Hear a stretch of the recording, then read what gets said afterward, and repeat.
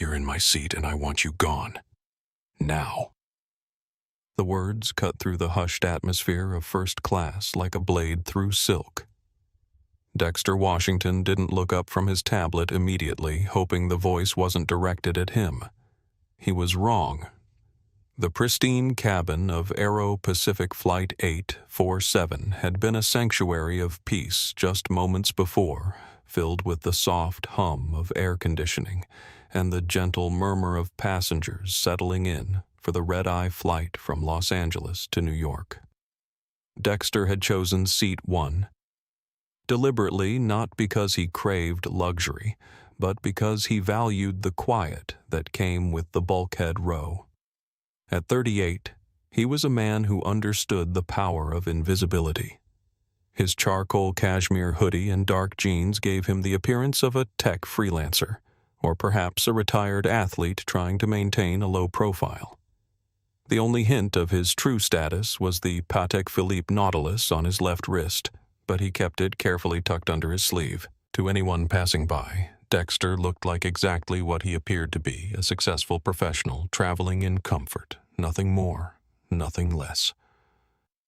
They couldn't possibly know that 3 hours earlier he had wrapped up the largest employment discrimination settlement in California history, securing $47 million for a class of warehouse workers who had been denied promotions based on their race. They couldn't know that his law firm, Washington and Associates, had just been named one of the most influential civil rights practices on the West Coast. And they certainly couldn't know that the aircraft they were sitting in was owned by Pacific Lease Holdings, a subsidiary of his private investment company. Dexter preferred it that way. He had learned long ago that true power moved quietly, and the moment you announced your authority, you diminished it. He settled deeper into the leather seat, adjusting his noise-canceling headphones as he reviewed the final briefing documents for tomorrow's victory celebration in Manhattan. His legal team had worked 18 months straight to build the case that had just changed the lives of dozens of families, and tomorrow they would finally get to celebrate properly. The flight attendant, a professional woman in her early 30s named Maya Chen, approached with a warm smile and a hot towel. "Mr. Washington, can I get you anything before we push back? We have some excellent champagne tonight, or perhaps some sparkling water. Just the water, Maya." "Thank you," Dexter replied, his voice carrying the deep, smooth tone that had commanded courtrooms across the country. "How's the weather looking for our arrival?" "Captain Rodriguez says we should have clear skies all the way to JFK, with maybe a little turbulence over Denver, but nothing significant." Maya responded, placing a crystal glass of sparkling water on his armrest console. "We should be pushing back in about 15 minutes once we finish boarding." Dexter nodded his appreciation and went back to his documents. He liked this airline, had been flying them exclusively for the past 5 years. The service was consistently excellent.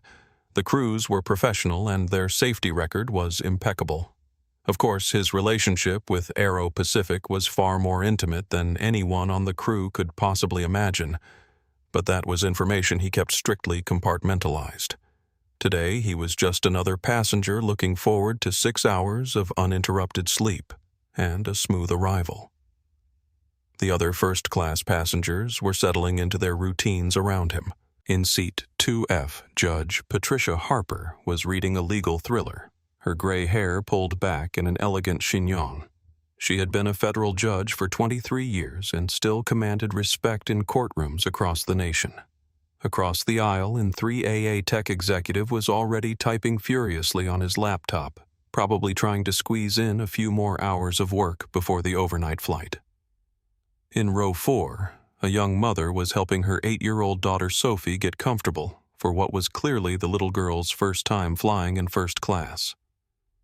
"Mommy, these seats are so big," Sophie whispered excitedly, her eyes wide with wonder as she explored all the buttons and compartments around her seat. "And they gave me my own blanket and everything." "That's right, sweetheart," her mother, Jennifer, said softly. "This is a special trip, remember? We're going to see Grandma in New York, and she wanted us to be comfortable. Dexter smiled slightly at the exchange. There was something pure about a child's amazement that reminded him why he did the work he did. Every case he took, every settlement he fought for, was ultimately about creating opportunities for families like this one, ensuring that a little girl like Sophie would grow up in a world where her potential wasn't limited by the color of her skin or the circumstances of her birth. The peaceful atmosphere began to shift as boarding continued. Dexter could hear raised voices from the gate area, the sharp, irritated tone of someone accustomed to getting their way, meeting the patient but firm responses of airline staff. He tried to ignore it, focusing on his legal briefs and hoping whatever drama was unfolding would resolve itself before it reached the aircraft. But the voices were getting closer, and one in particular was getting louder and more demanding. "I don't care what your computer says. I specifically requested seat 1A when my assistant booked this flight. I always fly in 1A. It's a requirement, not a preference." Dexter sighed quietly and took a sip of his sparkling water. He had a feeling his peaceful flight was about to become significantly more complicated. The commotion reached the aircraft door with the subtlety of a freight train. Dexter didn't need to look up to know that trouble was boarding Flight 847. The voice that had been echoing through the jet bridge now filled the first-class cabin with its entitled demands and barely contained fury. "Look, I don't think you understand who I am," the voice declared, dripping with the particular arrogance that comes from never having been told no. "My name is Bryce Ashford, Ashford Development. We have corporate contracts with this airline worth millions of dollars annually. When I say I need seat 1A, I don't mean I'd prefer it. I mean I require it." Bryce Ashford III swept into the cabin like he owned it, which in his mind he probably did. At 26, he was everything that old money tried to breed and new money tried to buy, tall platinum blonde, and possessed of the kind of confidence that had never been tested by real adversity. His navy blue Tom Ford suit was perfectly tailored. His Hermes briefcase gleamed with fresh leather, and his Rolex Submariner caught the cabin lighting like a beacon of status. Unfortunately, his designer appearance couldn't quite mask the entitled sneer that seemed permanently etched into his handsome features. Bryce had graduated from Wharton Business School 6 months ago with a degree his father's donations had certainly helped secure, and had immediately been installed as Vice President of Strategic Development at Ashford Development, a position that came with a corner office, a mid-seven-figure salary, and absolutely no accountability. His primary qualifications for the role were his last name and his willingness to throw the family's considerable weight around whenever things didn't go exactly his way. Maya Chen, the lead flight attendant, followed Bryce into the cabin with the pained expression of someone trying to maintain professional composure while dealing with a particularly difficult child. "Mr. Ashford, as I explained at the gate, seat 1A is currently occupied by another passenger who checked in earlier and has a valid boarding pass for that seat. Your confirmed seat is 4B, which is also a first-class aisle seat with excellent amenities. 4B is next to the galley." Bryce snapped his voice, carrying clearly to every passenger in the cabin. "I can't conduct business calls with flight attendants clanging dishes around. I need the privacy and space that only 1A provides. This is non-negotiable." Judge Harper looked up from her book with the expression of someone who had spent decades dealing with lawyers who thought volume equaled validity. The tech executive stopped typing and turned to watch the developing drama. Sophie tugged on her mother's sleeve and whispered loudly, "Mommy, why is that man shouting? Is he scared of flying?" Jennifer shushed her daughter gently, but Dexter could see that she was uncomfortable with the scene unfolding just a few feet away from them. The child's innocent question hung in the air, highlighting the absurdity of a grown man throwing a tantrum over airplane seating. Bryce's cold blue eyes scanned the first-class cabin until they locked onto seat 1A and its occupant. He saw exactly what he expected to see: a black man in a hoodie, someone he automatically categorized as not belonging in the premium cabin. His sneer deepened as he calculated what he assumed would be an easy victory. There, Bryce said, pointing directly at Dexter with the casual dismissiveness of someone selecting an item from a menu. Problem solved. Move him. Maya's professional composure cracked slightly. Sir, I cannot simply move a passenger who has a confirmed seat assignment and valid ticket. Mr. Washington checked in properly and has every right to— I don't care about his rights. Bryce interrupted, his voice rising to a level that made several passengers visibly uncomfortable. I care about my needs, and my needs take priority. My family has platinum status with this airline. We spend more on flights in a month than most people make in a year. That man looks like he's probably flying on some kind of employee discount or frequent flyer miles. This is basic customer service. Take care of your most valuable customers first. Dexter finally looked up from his tablet, his dark eyes meeting Bryce's pale ones with a calm intensity that would have warned a more perceptive person to tread carefully. But Bryce was too intoxicated by his own perceived power to recognize the danger he was walking into. I believe there's been a misunderstanding, Dexter said quietly, his voice carrying easily through the cabin despite its low volume. This is my assigned seat, and I have the boarding pass to prove it.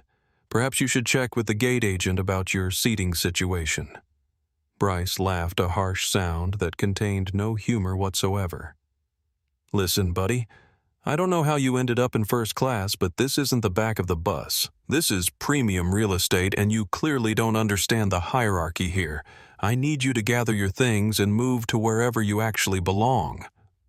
The casual racism in Bryce's words hit the cabin like a physical blow. Judge Harper's book snapped shut with an audible thud. The tech executive's laptop screen reflected his shocked expression. Jennifer instinctively pulled Sophie closer, covering her daughter's ears too late. Sophie looked up at her mother with confused eyes and asked in the clear, carrying voice that only children possess, Mommy, what did that man mean about the back of the bus? And why is he being so mean to the nice man? The innocence of the question seemed to crystallize the ugliness of the moment for everyone in the cabin. This wasn't just about airline seating anymore. This was about something much deeper, much more fundamental, and much more dangerous. Dexter's expression didn't change, but something shifted in his posture.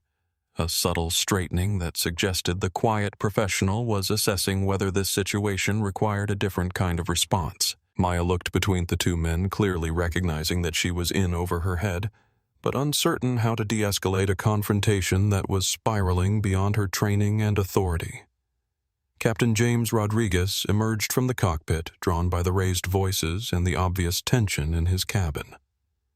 A veteran pilot with 22 years of experience, he had seen every kind of passenger dispute imaginable, but something about this particular situation made his instincts flare with warning signals. Is there a problem here? Captain Rodriguez asked, his authoritative voice cutting through the tension like a referee stepping into a boxing ring. Bryce turned to the captain with relief, clearly expecting immediate support from another authority figure. Yes, Captain, there absolutely is a problem. Your staff is refusing to provide basic customer service. I need seat 1A for business purposes, and this passenger needs to be relocated to an appropriate seat in economy class. I'm sure you understand the importance of keeping your highest value customers satisfied. Captain Rodriguez looked at Dexter, and for just a moment something flickered in his eyes. Recognition, perhaps, or concern. But before he could respond, the situation was about to escalate beyond anything anyone on board could have anticipated. The captain's presence should have de-escalated the situation, but Bryce interpreted the pilot's arrival as validation of his demands rather than a warning to moderate his behavior. Emboldened by what he saw as institutional support, Bryce stepped closer to seat 1A, invading Dexter's personal space with the aggressive posture of someone accustomed to intimidating his way to victory. Captain Rodriguez Bryce continued, his voice taking on the condescending tone he typically reserved for contractors and service staff. I'm sure you run a professional operation here, and part of that professionalism means recognizing that some passengers generate more value for this airline than others. My family's corporate account alone represents over $2 million annually in flight purchases. That kind of loyalty deserves recognition and accommodation." Dexter remained seated, his hands folded calmly over his tablet, but his eyes never left Bryce's face. Years of courtroom experience had taught him to read people quickly and accurately, and what he saw in Bryce Ashford was a dangerous combination of privilege, ignorance, and unchecked aggression. This was a man who had never faced real consequences for his actions, never been held accountable for the damage his words could cause.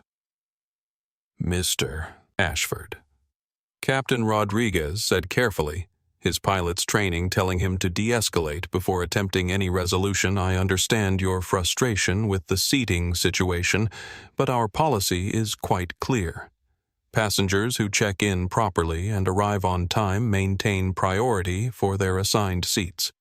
Perhaps we can find another solution that meets your needs without disrupting other passengers. The only solution is for this passenger to move," Bryce declared, gesturing dismissively toward Dexter. "Look at him, Captain. Does he really look like he belongs in seat 1? I'm conducting business on this flight. Real business that affects real people and real money. He's probably just listening to music or playing games on his phone. Basic logic says the seat should go to whoever can make the most productive use of it." Judge Harper could no longer contain herself. "Young man," she said, in the voice that had commanded respect in federal courtrooms for over 2 decades, "your behavior is completely inappropriate. This gentleman has done nothing wrong, and your implications are both insulting and borderline discriminatory. I suggest you take your assigned seat and conduct yourself with some dignity." Bryce whirled around to face the judge, his face flushing red with indignation. "With all due respect, ma'am, this isn't your business. This is between me, the airline, and the passenger who's in my seat. I don't need commentary from other travelers who don't understand the economics of premium air travel." "The economics I understand perfectly well," Judge Harper replied icily. "What I don't understand is how someone your age can speak to another human being with such casual disrespect and apparent racial prejudice." The word racial hit the cabin like an electric shock. Until that moment, everyone had been dancing around the obvious subtext of Bryce's behavior. But the federal judge had just named it explicitly. The silence that followed was deafening, broken only by the ambient noise of the aircraft systems and the distant sounds of boarding continuing in economy class. Sophie, who had been watching the entire exchange with wide, confused eyes, tugged on her mother's sleeve again. "Mommy," she whispered, her child's voice carrying in the absolute quiet, "is that man not being nice because the other man is brown like Daddy?" Jennifer's face went pale. Her husband was African American, and Sophie had obviously begun to understand some of the complexities of racial dynamics, even at her young age. The innocent question from the 8-year-old seemed to crystallize everything that was wrong with the situation. Bryce's face contorted with rage at being called out so publicly and directly. "That is absolutely not what this is about," he snarled, his voice rising dangerously. "This is about seat assignments and customer service priorities. But if we're going to talk about economics, let's be honest. I guarantee my family has contributed more to this airline's bottom line than this passenger ever will. Some people earn first class, and others just get lucky with upgrades or employee benefits." Dexter finally spoke, his voice quiet but carrying clearly through the cabin. "Mr. Ashford, I paid full price for my ticket just like everyone else in this cabin. I'm not asking for special treatment, and I'm not causing any disturbance. I'm simply sitting in the seat I reserved and paid for. Your frustration with the airline's seating policies doesn't give you the right to make this personal or to question my right to be here." The reasonableness of Dexter's response only seemed to inflame Bryce further. "Personal? You want to make this personal? Fine. Let me tell you what's personal. Having to change my entire business schedule because some diversity hire thinks he deserves premium treatment. You people always want something for nothing, always looking for handouts and special accommodations." The racial slur was barely disguised, but it was unmistakably there. Maya gasped audibly. Captain Rodriguez stepped forward, his face grave with the realization that this had crossed far beyond a simple customer service issue into something much more serious. Judge Harper was reaching for her phone to document what she was witnessing, but it was Sophie's voice that cut through the toxic atmosphere with devastating clarity. "Mommy, why did that man say, 'You people,' teacher says that's not nice to say about people who look different?" The 8-year-old's innocent observation hung in the air like an indictment. Here was a child who could see the fundamental wrong that Bryce was either unwilling or unable to acknowledge. Her words seemed to strip away all the pretense and corporate language, reducing the situation to its essence. One human being treating another with unwarranted cruelty and disrespect. Bryce, realizing that his words had been captured and interpreted even by a child, felt his control of the situation slipping away.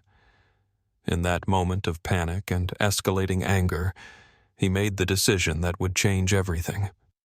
He reached out and grabbed Dexter's shoulder, his manicured fingers digging into the soft cashmere of the hoodie. "Listen to me very carefully," Bryce hissed, his face inches from Dexter's. "I don't care what you think you paid for. I don't care about your feelings or your rights or your little victim complex. You're going to get up, take your backpack, and move to the back where you belong, or I'm going to have security drag you off this plane. And trust me, looking like you do wearing what you're wearing, the cops aren't going to ask for your side of the story." The physical contact was the final line crossed. The assault, because that's exactly what it was, had been witnessed by a federal judge, a young mother, a child, the flight crew, and multiple passengers who were now recording on their phones. Bryce had just committed a federal crime on an aircraft, and in his rage and entitlement, he didn't even realize it. Dexter looked down at the hand gripping his shoulder, then back up at Bryce's furious face. When he spoke, his voice was still calm, but there was something new in it now. Something that should have terrified anyone with sense. Mr. Ashford Dexter said quietly, "I suggest you remove your hand from my person immediately. You've just committed assault on a federal aircraft in front of multiple witnesses, including a federal judge. I strongly recommend you step back and reconsider your next words very carefully." But Bryce was too far gone to recognize the warning. He tightened his grip and leaned closer, lowering his voice to what he thought was a threatening whisper, but was still audible throughout the cabin. "Make me," he said. It was then that Dexter Washington made the phone call that would ground the flight, destroy Bryce's life, and ultimately teach everyone involved a lesson about the true nature of power and justice. Dexter Washington didn't move to remove Bryce's hand from his shoulder. Instead, he reached into his pocket with deliberate calm and withdrew his phone. The device was sleek and black with a distinctive gold logo that no one in the cabin would recognize.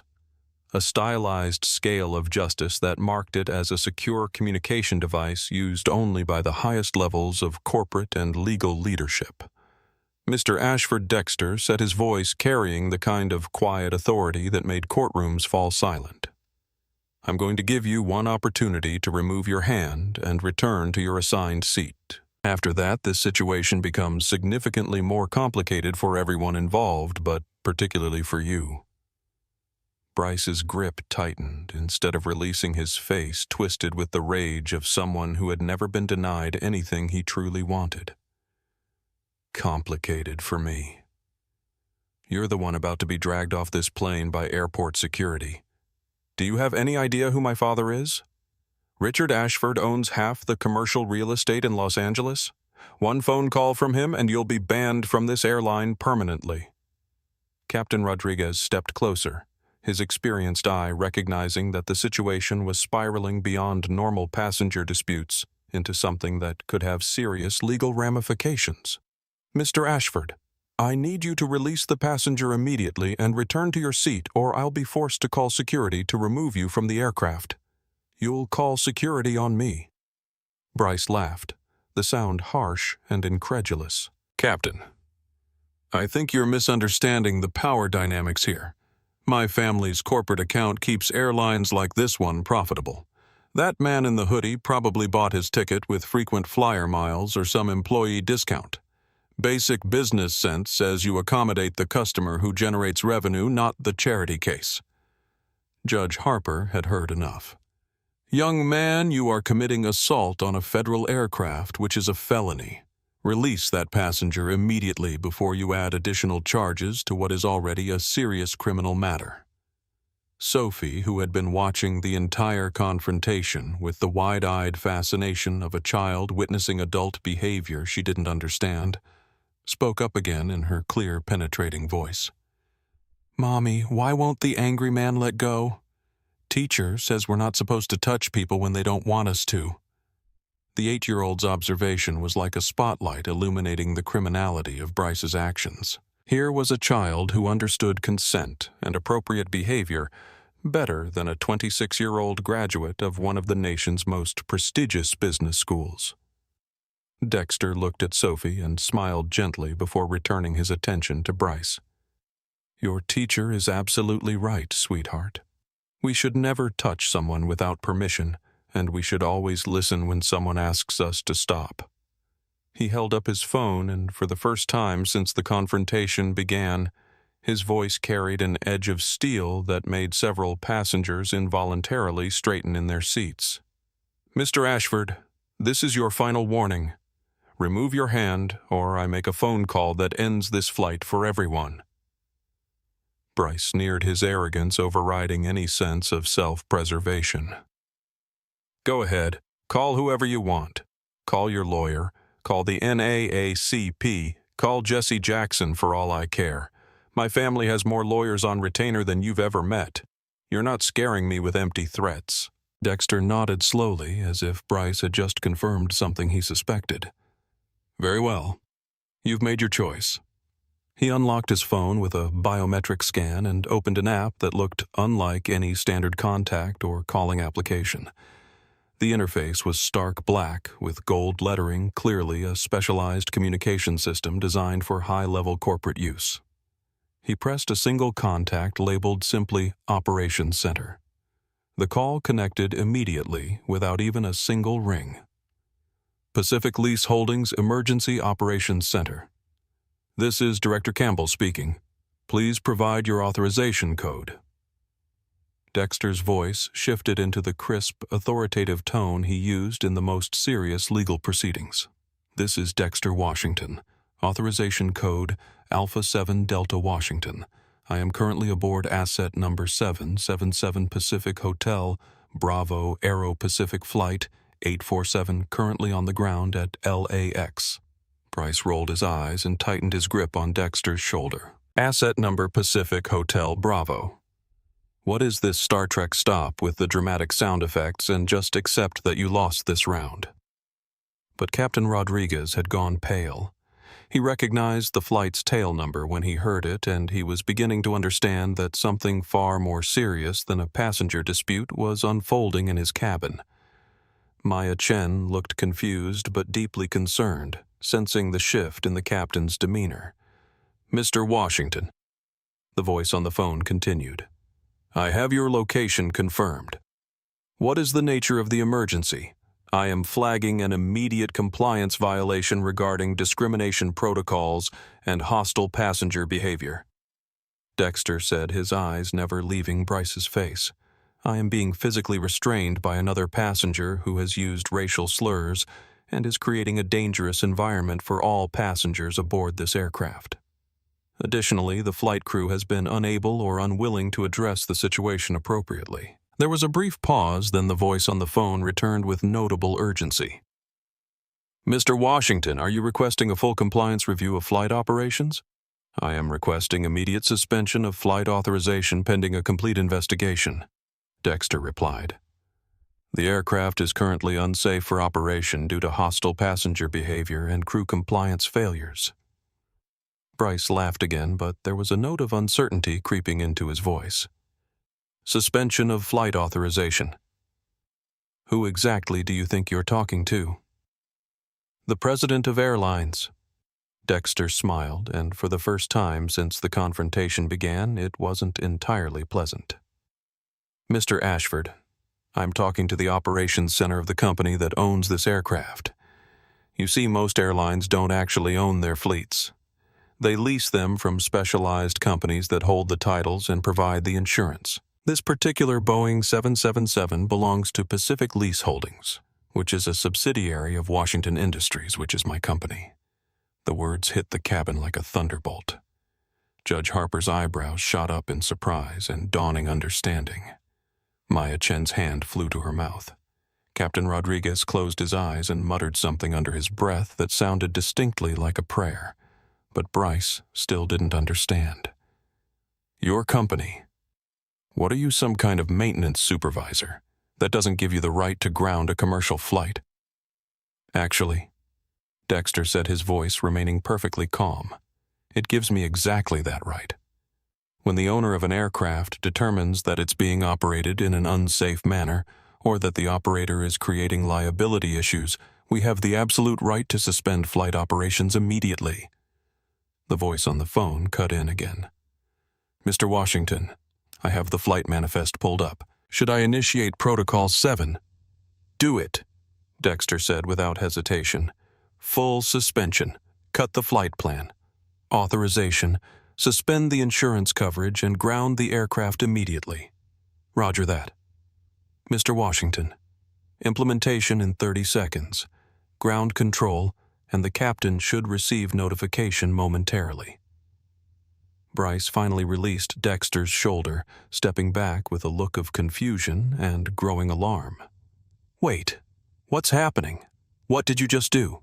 Before Dexter could answer, the aircraft's intercom system crackled to life with a triple chime, the emergency notification signal that every frequent flyer dreads hearing.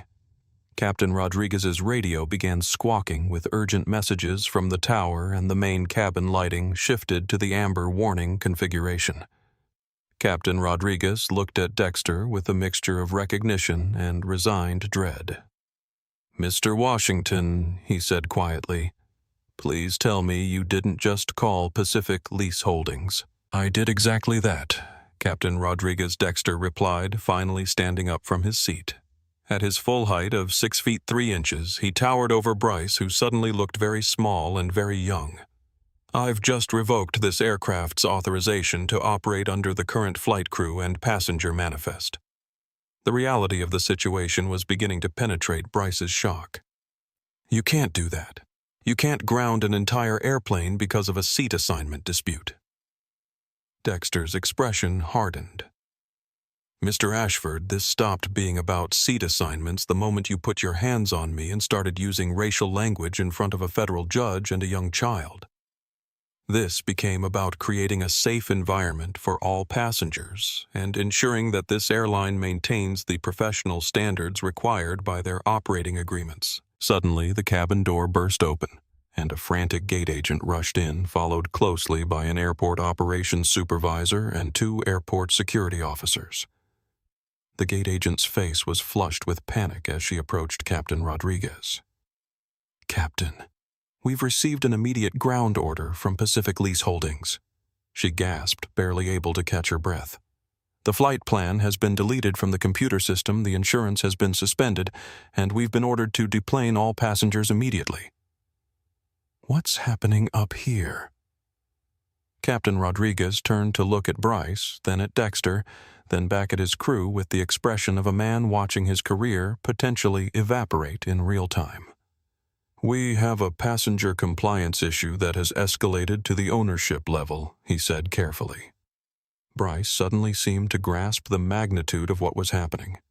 His face went from red with anger to pale with shock in the span of seconds. You actually grounded the airplane. You can't be serious. There are 400 people on this flight who need to get to New York. You're absolutely right, Dexter said, gathering his belongings with calm efficiency. There are 400 people who are now going to be delayed, inconvenienced, and forced to find alternative travel arrangements. And that's on you, Mr. Ashford. You decided that your entitlement was more important than everyone else's journey. Sophie, who had been watching the entire exchange with fascination, suddenly spoke up. Mr. Washington, are you really going to make the airplane not fly? What about all the people in the back? Dexter looked at the 8-year-old, and his expression softened considerably. That's a very good question, sweetheart. Sometimes when people make very bad choices, those choices affect other people too. The man who was grabbing me made choices that made the airplane unsafe, so now it can't fly until we fix the problem. But that's not fair to everyone else, Sophie said with the moral clarity that only children possess. You're absolutely right, it's not fair. Dexter agreed. But sometimes unfair things happen because someone decides to be mean and hurt other people. What matters is what we do to fix it and make sure it doesn't happen again. Judge Harper stood up, reaching into her purse for her business card. Mr. Washington, I'm Judge Patricia Harper, Federal Court, Central District of California. I witnessed everything that just occurred, including the assault, the racial language, and this young man's continued escalation of the situation. I'll be happy to provide a complete statement to whatever authorities need to investigate this incident. The airport security officers stepped forward, finally ready to take control of the situation that had spiraled so far beyond normal protocols. The older officer, Sergeant Torres, looked at the assembled passengers and crew. All right, everyone, we need to sort this out. Who wants to explain to me why an entire commercial aircraft just got grounded? Dexter smiled and extended his hand to the officer. Sergeant, my name is Dexter Washington. I'm the owner of this aircraft, and I just suspended its flight authorization due to a discrimination incident and passenger assault. This gentleman? He gestured toward Bryce, physically assaulted me while using racial language, and the situation escalated beyond the crew's ability to handle. Sergeant Torres looked at Bryce, who was standing frozen with the expression of someone watching their entire world collapse around them, then back at Dexter. Sir, did you just say you own this airplane? I own the company that owns this airplane? Yes. And according to our lease agreement with Aero Pacific, when passenger or crew behavior creates a liability issue, we have the right to suspend operations immediately. The security sergeant shook his head in amazement. In 23 years of airport security, I have never seen anything like this. An actual airplane owner grounding his own flight because of passenger behavior. Bryce finally found his voice again, though it came out as more of a croak. This is insane. You can't ground a commercial flight over a personal dispute. My father is going to sue everyone involved. Aero Pacific, Pacific Lease Holdings, you personally, everyone. Dexter turned to face Bryce directly, and when he spoke, his voice carried the full weight of his authority and expertise. Mr. Ashford, your father is welcome to try.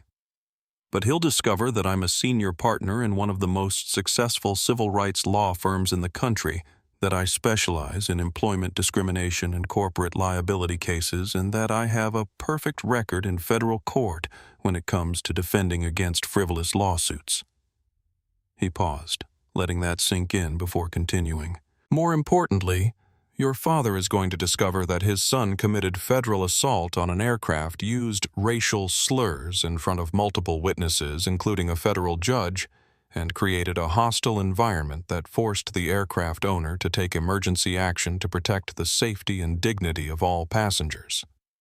The blood drained from Bryce's face as he began to understand the full scope of the legal trouble he was facing. This wasn't just about losing a seat assignment or missing a business meeting.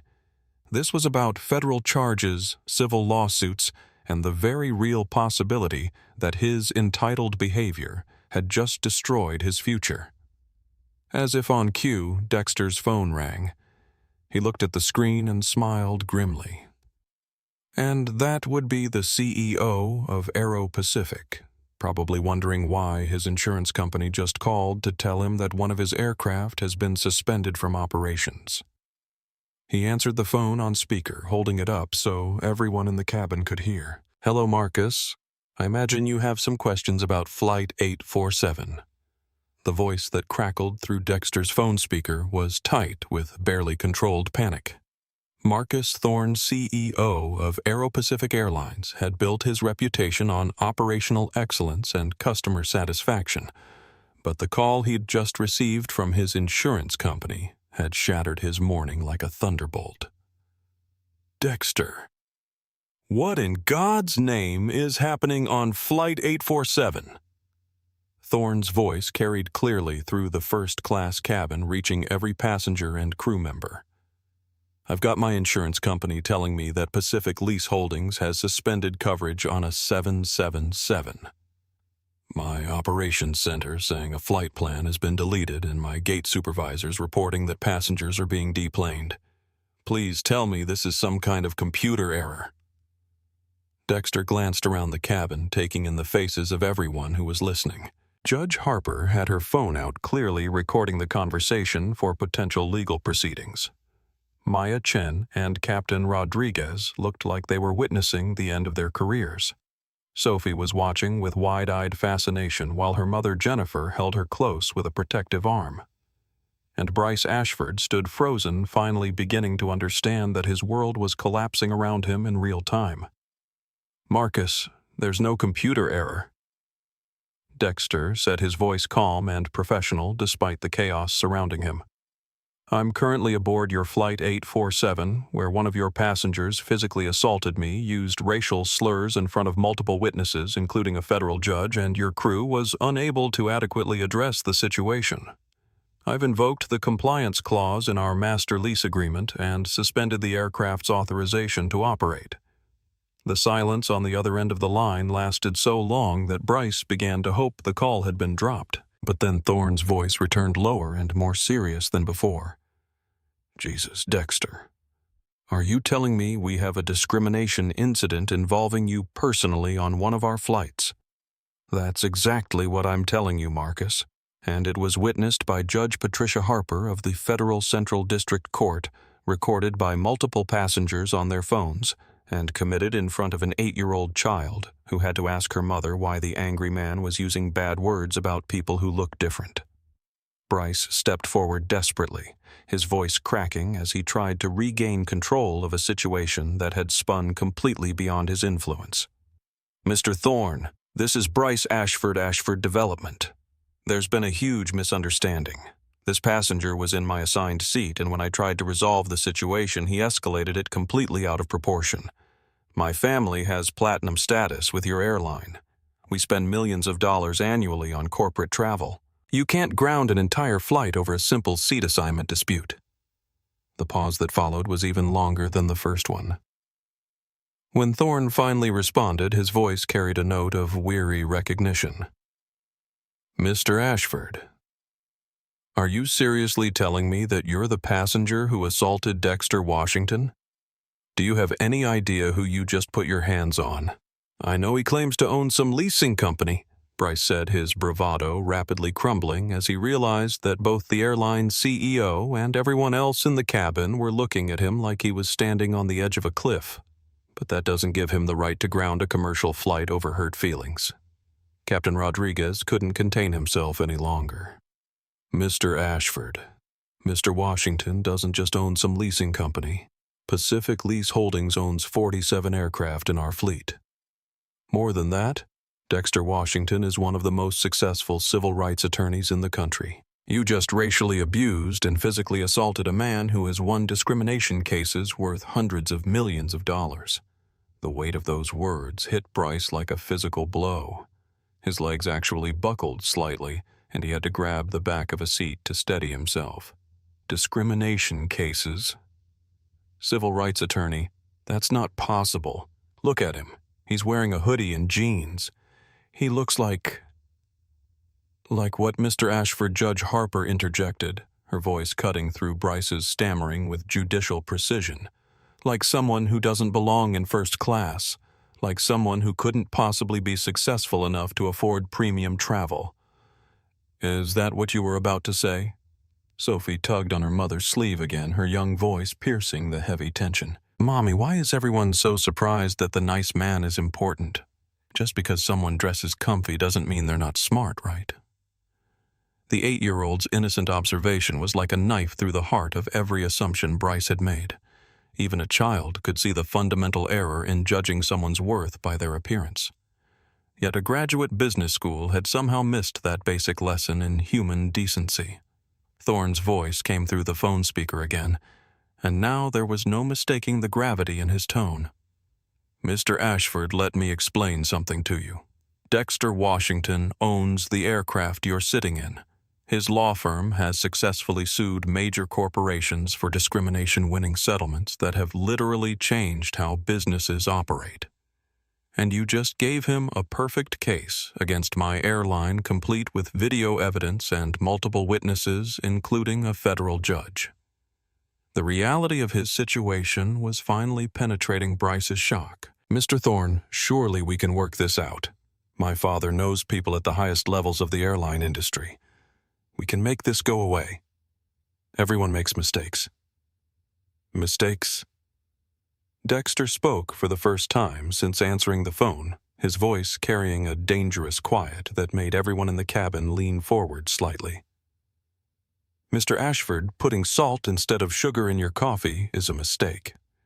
Grabbing a stranger by the shoulder while calling them racial names in front of a child is a choice. And choices have consequences." He turned his attention back to the phone. "Marcus, here's what's going to happen. Flight 847 is suspended until further notice. I want a complete investigation of crew training protocols, passenger harassment policies, and compliance procedures. I want Mr. Ashford banned from your airline permanently, and I want a public apology acknowledging the discrimination that occurred." "Done," Thorne responded immediately. "Consider Mr. Ashford permanently banned from all Aero-Pacific flights as of this moment. I'm also ordering mandatory discrimination training for all crew members and implementing new protocols for handling passenger harassment. Dexter, please can we discuss lifting the suspension? We have 400 passengers who need to get to New York. The passengers can be accommodated on other flights." Dexter set his eyes, never leaving Bryce's face. "But this aircraft doesn't fly until I'm satisfied that the safety and dignity of all passengers can be guaranteed." Bryce made one last desperate attempt to salvage the situation. "Mr. Washington, I apologize if my words were misinterpreted. I was frustrated about the seating situation and maybe I expressed myself poorly. But grounding an entire flight seems like an extreme response. Can't we work out some kind of reasonable solution?" Judge Harper laughed, a sound completely devoid of humor. "Misinterpreted. Young man, you grabbed this gentleman's shoulder, called him, 'you people,' told him to go to the back where he belongs, and threatened to have him dragged off by security based on his appearance. There's no misinterpretation there. That's clear, obvious discrimination." Sophie spoke up again, her child's voice cutting through the adult's complicated explanations with devastating simplicity. "The angry man said mean things and grabbed the nice man. That's not being frustrated. That's being a bully." The 8-year-old's assessment silenced everyone for a moment. Here was a child who could see the situation with perfect moral clarity, unencumbered by corporate politics or social expectations. Bryce Ashford had bullied another human being, and everyone in the cabin had witnessed it. Dexter looked at Sophie and smiled genuinely for the first time since the confrontation began. "You're absolutely right, sweetheart. And you know what? Sometimes when people act like bullies, they need to learn that there are consequences for treating others badly." He turned back to Bryce, who was now visibly sweating despite the air conditioning. "Mr. Ashford, your apology is noted but not accepted. What you did was criminal assault on a federal aircraft motivated by racial prejudice committed in front of multiple witnesses. No amount of backtracking is going to change those facts." Sergeant Torres stepped forward, having listened to the entire exchange with growing understanding. "Mr. Ashford, I need you to come with me. You're going to be detained while we sort out the criminal charges related to this incident." "Criminal charges?" Bryce's voice cracked like a teenager's. "For what I barely touched him. This is all blown completely out of proportion. Federal assault on an aircraft, sir. and based on what I've witnessed and heard from multiple passengers, this appears to be a hate crime as well. The security officer's tone was professional but final. You have the right to remain silent. As Sergeant Torres began reading Bryce his rights, the young man's face went completely white. The full scope of what he had done and what it was going to cost him was finally becoming clear. This wasn't just about missing a business meeting or losing airline privileges. This was about federal charges, criminal records, and the complete destruction of his carefully planned future. Dexter gathered his belongings and stood up, preparing to leave the aircraft he had just grounded. As he passed Bryce, who was now being handcuffed by airport security, he paused for a moment.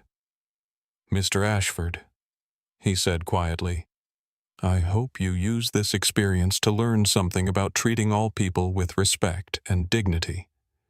The world is bigger than your family's money, and everyone deserves to be treated as a human being regardless of how they look or what you assume about their background." Sophie waved goodbye as Dexter walked past her seat. "Bye, Mr. Washington. I hope you have a good trip to New York when you get to fly again." Dexter stopped and knelt down to Sophie's eye level, his expression gentle. "Thank you, sweetheart. And remember what you saw today. It's always important to speak up when you see someone being treated unfairly, just like you did." "I will," Sophie promised solemnly. "And I'll remember that nice people come in all different ways, and mean people do too."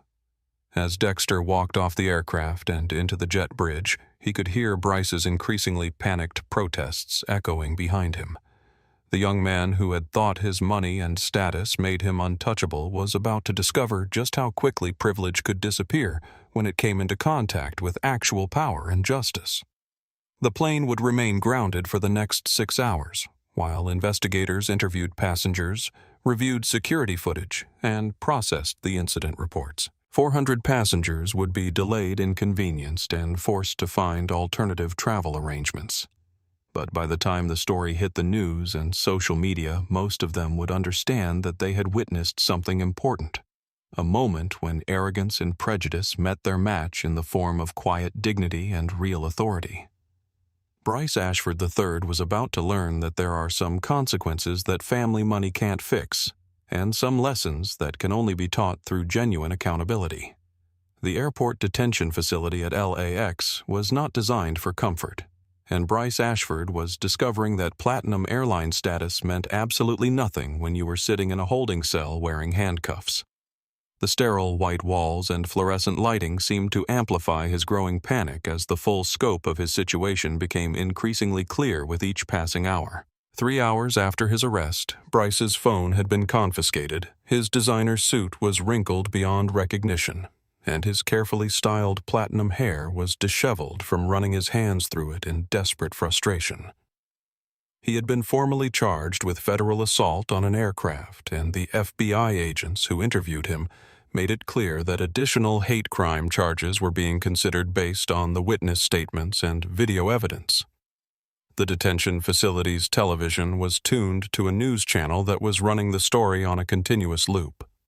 Airline passenger arrested for racial assault on federal judge's testimony scrolled across the bottom of the screen, accompanied by blurry cell phone footage from the flight that captured his voice clearly using racial language and grabbing Dexter Washington's shoulder. The anchor was interviewing legal experts who explained that federal assault charges carried potential prison sentences, especially when combined with hate crime enhancements. But the news coverage was only the beginning of Bryce's problems. His phone, before being confiscated, had been buzzing constantly with calls from his father, from Ashford Development's corporate attorneys, from board members, and from reporters who had somehow obtained his contact information. The voicemails he'd been able to hear before losing access to his device painted a picture of a family business in crisis mode. Meanwhile, 40 miles away in his Manhattan Beach home, Richard Ashford Sr. was experiencing what could only be described as a controlled panic attack. The 70-year-old real estate mogul had built his empire through careful relationship management, political connections, and an almost supernatural ability to avoid public scandals. In the span of 3 hours, his son had managed to destroy decades of carefully cultivated reputation with a single airplane tantrum. Richard's home office looked like a war room. His assistant had printed out every news article, blog post, and social media thread about the incident. His corporate counsel was on speakerphone explaining the potential legal ramifications. His public relations team was developing crisis management strategies. And his phone wouldn't stop ringing with calls from business partners, city officials, and reporters wanting statements about his son's behavior. Mr. Ashford, his lead attorney, was saying through the speaker, "We need to discuss the broader implications here. The victim isn't just any passenger. Dexter Washington is one of the most successful civil rights attorneys in the country. His firm has won settlements worth hundreds of millions of dollars in discrimination cases. And he didn't just witness this discrimination. He was the target of it on an aircraft he actually owns." Richard rubbed his temples, feeling a migraine building behind his eyes. "What are our options? Michael, can we settle this quickly and quietly before it gets worse?" "Sir, it's already worse. The video footage is viral on every social media platform. Major news networks are covering it as a story about entitled privilege meeting real consequences.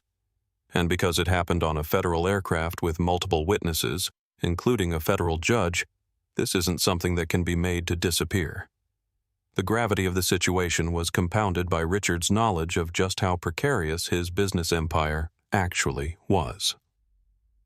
Ashford Development's success was built largely on city contracts for low-income housing developments, projects that required maintaining positive relationships with municipal governments, increasingly focused on diversity and social justice issues.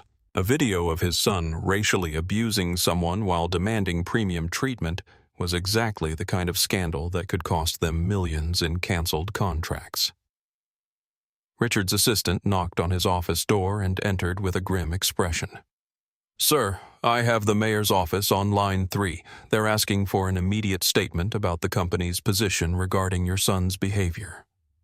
And line 4 is the Los Angeles Times, wanting to know if Ashford Development supports racial discrimination as a matter of corporate policy. The questions struck at the heart of Richard's worst fears.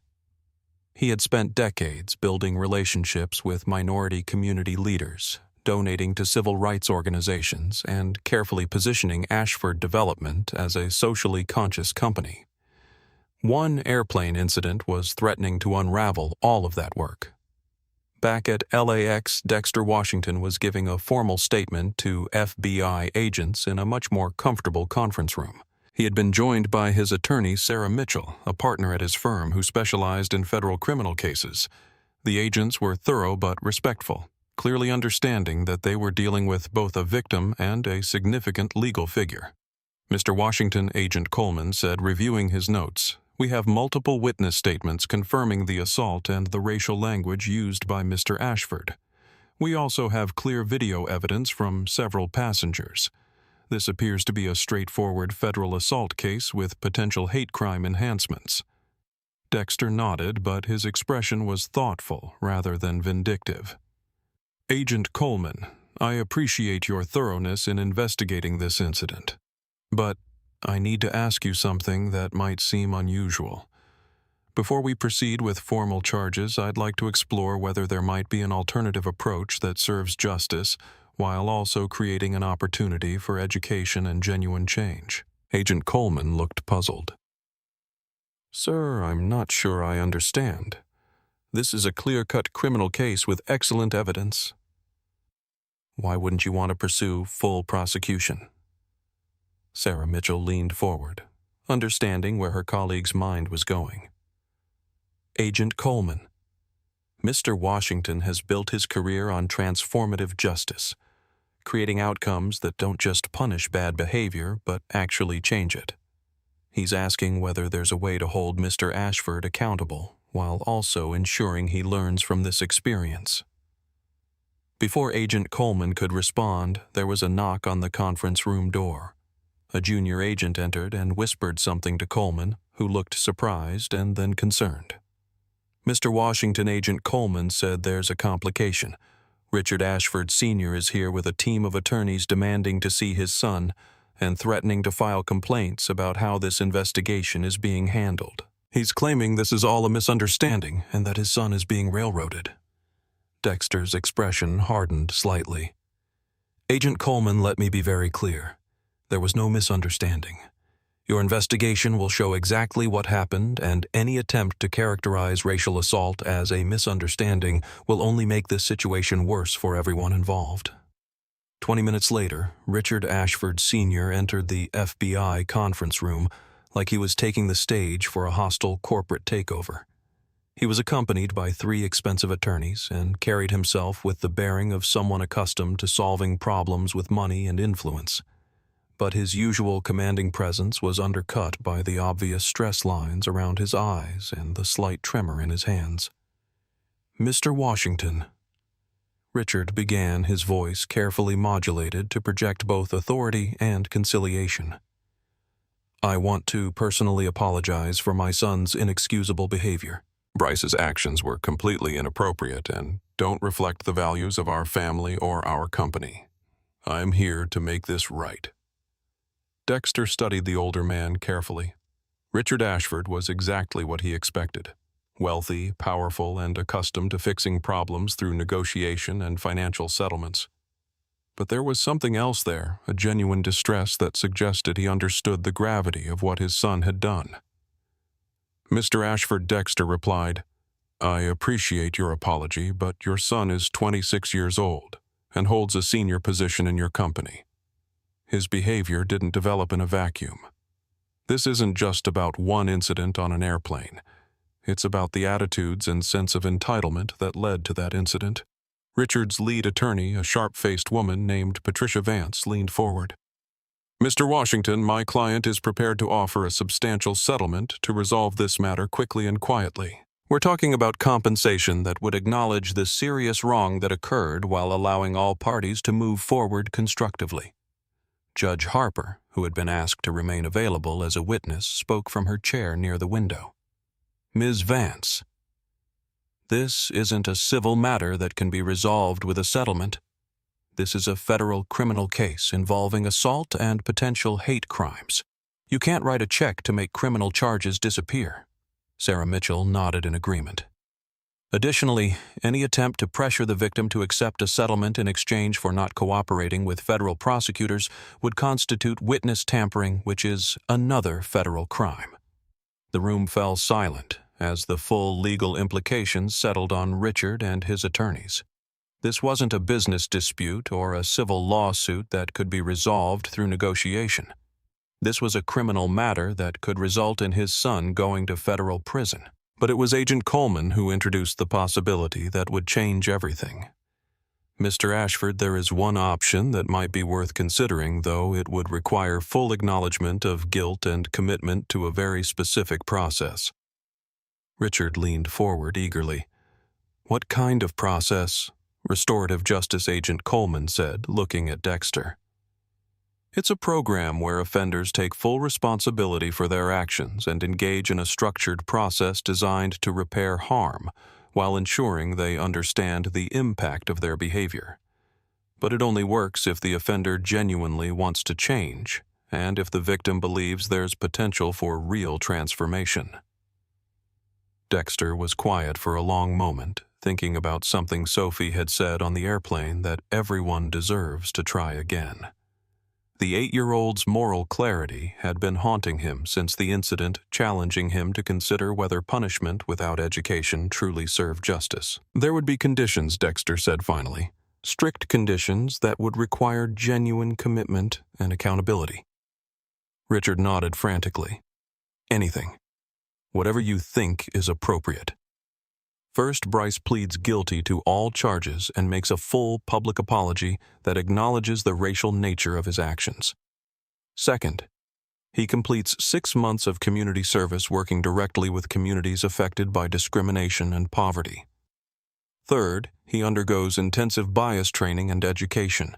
And fourth, your company implements comprehensive diversity and inclusion programs and commits significant resources to supporting civil rights organizations. Dexter paused, making sure Richard understood the seriousness of what he was proposing.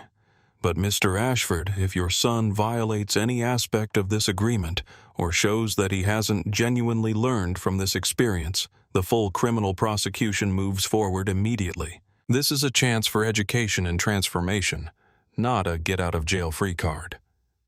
Richard looked at his attorneys, who were frantically scribbling notes and whispering among themselves. This wasn't the kind of settlement they had expected to negotiate, but it was infinitely better than watching Richard's son go to federal prison and his company's reputation be destroyed. "Mr. Washington," Richard said, his voice carrying genuine emotion for the first time since entering the room, "if you're willing to give my son this opportunity to learn and grow from his mistakes, I promise you that both he and our company will honor every aspect of this agreement. You have my word." Dexter looked at Judge Harper, who nodded approvingly. He looked at Agent Coleman, who seemed intrigued by the possibility of a case that actually transformed behavior rather than just punishing it. And he thought about Sophie, whose innocent questions had reminded him that even the angriest situations could become opportunities for education and growth. "All right, Mr. Ashford," Dexter said. "Let's give your son a chance to prove he can become a better person. But understand this. If he fails, if he treats this as anything less than a profound opportunity for personal growth, the consequences will be far worse than anything he's facing today." As the adults worked out the details of what would become known as the Ashford Accountability Agreement, none of them could have predicted just how profoundly the next 6 months would change not only Bryce's life, but the lives of everyone touched by his journey from entitled privilege to genuine understanding. The conference room at Ashford Development's headquarters had never felt so small. Richard Ashford Sr. sat at the head of the polished mahogany table, surrounded by attorneys, public relations specialists, and senior executives, all of whom were trying to calculate the full scope of the damage his son had inflicted on the family empire in the span of a single airplane ride.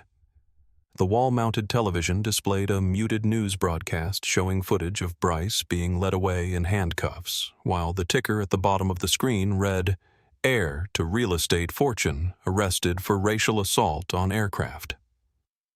The irony wasn't lost on anyone in the room that the company's success had been built largely on developing affordable housing in minority communities, and now the heir to that empire was facing hate crime charges. Patricia Vance, the lead corporate attorney, finished reviewing the proposed restorative justice agreement and looked up with an expression that mixed relief with deep concern. "Richard, this agreement is actually more generous than we had any right to expect given the strength of the evidence against Bryce. But the requirements are extensive and will require genuine commitment from both Bryce and the company." Richard rubbed his temples, feeling every one of his 70 years. "Explain the corporate requirements, Patricia. What exactly are we committing to?" "The company must establish a $10 million fund for civil rights organizations and community development programs," Patricia read from the document. "We must implement mandatory bias training for all employees, create a community oversight board for all future housing developments, and submit to annual audits of our hiring and promotion practices. Additionally, Bryce must be removed from any decision-making role in the company for a minimum of 2 years." The CFO, David Chen, leaned forward with obvious concern. $10 million is significant but manageable. What worries me more are the operational requirements. Community oversight boards and annual audits could seriously impact our development timelines and profit margins. David Richards said quietly, "If we don't accept this agreement, we won't have any developments to worry about." The mayor's office has already called 3 times, asking about our position on Bryce's behavior. The city council is meeting tomorrow to discuss whether companies associated with discrimination should continue receiving municipal contracts. We could lose everything. The head of public relations, Maria Santos, spoke up from her seat near the window. "Richard, I need to be blunt about the media situation. The video has been viewed over 5 million times in the past 12 hours. #Seat of Privilege is trending on Twitter. BuzzFeed just published an article called When entitled rich kids meet real consequences. This isn't going away, and money alone won't fix it. Richard's phone buzzed with yet another call from a reporter, which he declined. The phone had been ringing constantly since the news broke. Journalists wanting statements, business partners wanting reassurance, and politicians wanting distance from the controversy. "What about Bryce's reaction to all this?" asked Janet Morrison, the head of Human Resources. "Is he willing to participate in this restorative justice program, or is he still in denial about what he did?" Richard's expression darkened. "Bryce called me from detention this morning. He's convinced that this is all some elaborate setup, that Dexter Washington orchestrated the whole thing to create a lawsuit opportunity. He keeps saying that if people just watched the full context, they would understand he was just frustrated about airline customer service." The room fell silent. Everyone present had watched the video footage multiple times, and there was no context that could excuse racial slurs and physical assault. If Bryce still didn't understand the fundamental wrong of his actions, the restorative justice program would be doomed before it began. Patricia Vance closed her folder and looked directly at Richard. "Richard, I need to ask you something difficult, and I need you to answer honestly. Do you believe your son is capable of genuine change and accountability, or is he so embedded in privilege and entitlement that this agreement would just be an elaborate way to avoid consequences without actually learning anything?" Richard was quiet for a long time, staring out the window at the Los Angeles skyline where dozens of Ashford development projects dotted the landscape. He thought about the boy Bryce had been. Curious, energetic, full of potential. He thought about the young man Bryce had become. Entitled, impatient, convinced that rules applied to other people but not to him. "I honestly don't know," Richard admitted. "I gave Bryce everything I thought a father should give his son: education, opportunities, resources, connections. But somewhere along the way, I think I forgot to teach him that other people matter as much as he does. I'm not sure if he can learn that now, but this might be his last chance." The conference room door opened and Richard's assistant entered with a grim expression. "Mr. Ashford, I have someone on the phone who says it's urgent. It's Pastor James Williams from the Community Development Coalition. He says he's calling about your son and about the future of your housing projects in East Los Angeles." Richard took the call on speakerphone, knowing that whatever Pastor Williams had to say would affect the entire company. Pastor Williams was one of the most respected community leaders in Los Angeles, and his coalition had significant influence over municipal housing policies. "Pastor Williams, this is Richard Ashford. I appreciate your call, and I want you to know that my son's behavior absolutely does not represent the values of this company or our family." Pastor Williams's voice was measured but firm. "Mr. Ashford, I've known about your company's work in our communities for years. You've built good housing and generally treated people with respect. But I have to tell you that what I saw on that video shook me to my core. That young man didn't just insult one person. He insulted every person of color who has ever been told they don't belong somewhere." Pastor Williams, I understand your concern, and I share it. My son's actions were inexcusable, and we're committed to making this right. Mr. Ashford, words are easy. What I want to know is what you're prepared to do to prove that this incident doesn't reflect who you really are. Because right now I have city council members asking me whether the Community Development Coalition should continue supporting projects with companies whose leadership thinks it's acceptable to treat people like your son treated that man on the airplane. Richard looked around the room at his team, all of whom were listening intently. The coalition's support was crucial for their municipal contracts, and losing it would devastate the company's future. Pastor Williams, we've agreed to a restorative justice program that requires my son to spend 6 months doing community service work, learning directly from communities he has clearly failed to understand or respect. We're also committing $10 million to civil rights organizations and implementing comprehensive reforms in our company practices.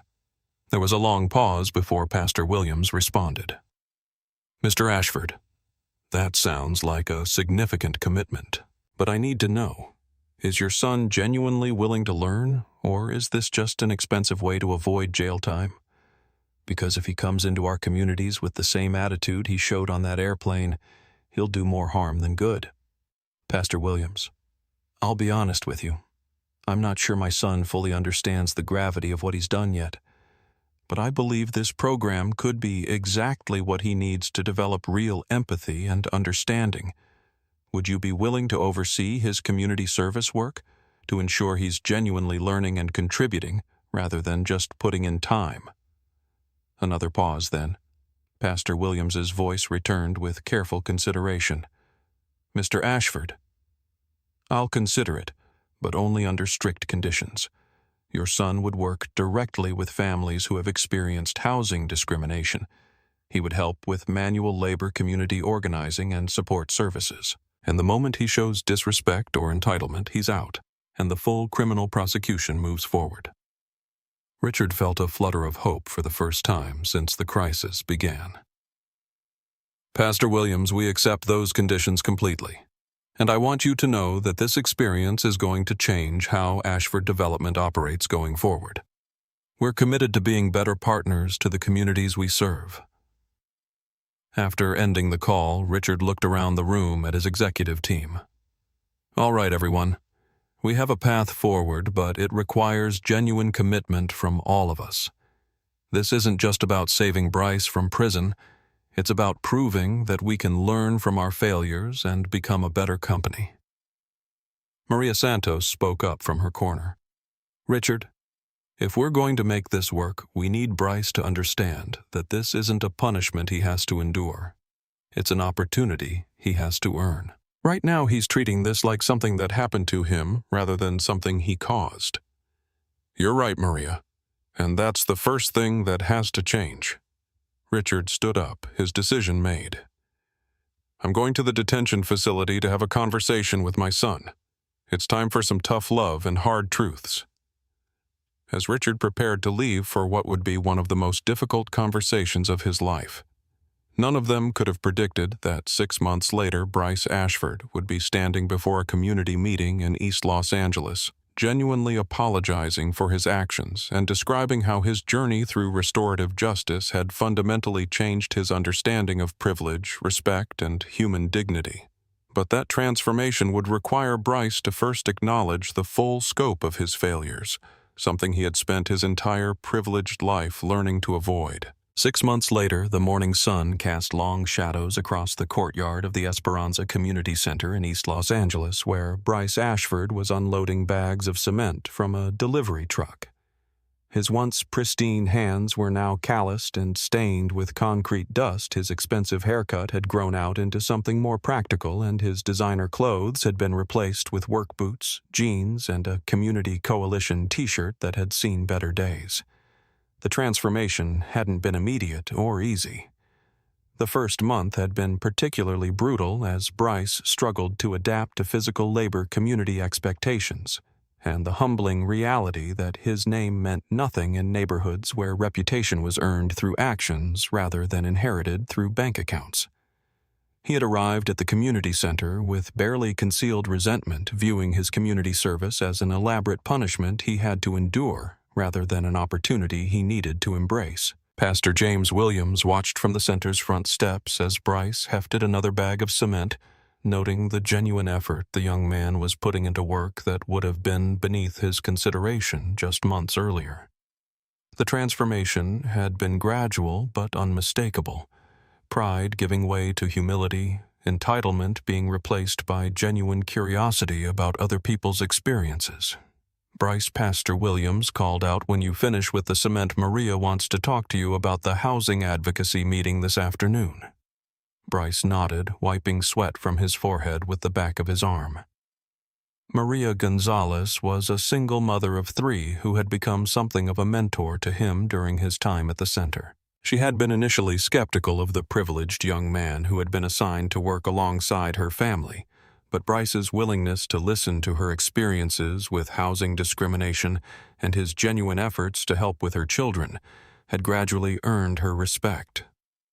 The Gonzalez family lived in one of the older Ashford development properties, a complex that had been built 15 years earlier when the company's focus was more on profit margins than community needs. Through working with Maria and other families at the center, Bryce had learned firsthand about the maintenance issues, security problems, and design flaws that affected daily life for residents who had no other affordable housing options. Mrs. Gonzalez Bryce said, approaching the woman who was organizing papers at a folding table. "Pastor Williams said you wanted to discuss this afternoon's meeting." Maria looked up with the expression of someone who had learned to be cautiously optimistic about Bryce's involvement. "The Housing Authority is reviewing applications for the new development project on Sunset Boulevard. I want you to come with me to speak about what you've learned working here about the difference between building cheap housing and building good housing for people with lower incomes." Bryce felt a familiar flutter of nervousness. Speaking at community meetings had become a regular part of his service, but he still struggled with the knowledge that many people in attendance had seen the viral video of his airplane behavior and were skeptical of his claimed transformation. "Are you sure you want me there?" Bryce asked. "I know some people still see me as the racist rich kid from the airplane video, and I don't want my presence to hurt your advocacy efforts." Maria studied his face for a moment, seeing genuine concern rather than the self-pity that had characterized his first weeks at the center. "Bryce, you've spent 5 months learning about housing discrimination, working with families who deal with it every day, and helping to document problems in developments your own family built. Your perspective could help the Housing Authority understand why community input matters in the planning process." The afternoon meeting was held in a packed community center auditorium, with residents, advocates, city officials, and developers all arguing about the proposed housing project. Bryce sat in the back row listening to passionate speeches about community needs, affordable housing requirements, and the historical failure of developments that prioritized profit over livability. When Maria was called to speak, she approached the microphone with the confidence of someone who had been fighting these battles for years. "My name is Maria Gonzalez, and I've lived in affordable housing for the past 8 years. I want to talk about the difference between housing that's cheap to build and housing that's good to live in." She spoke eloquently about maintenance response times, about playground safety, about the importance of community space and adequate parking. Then she did something that surprised many people in the audience.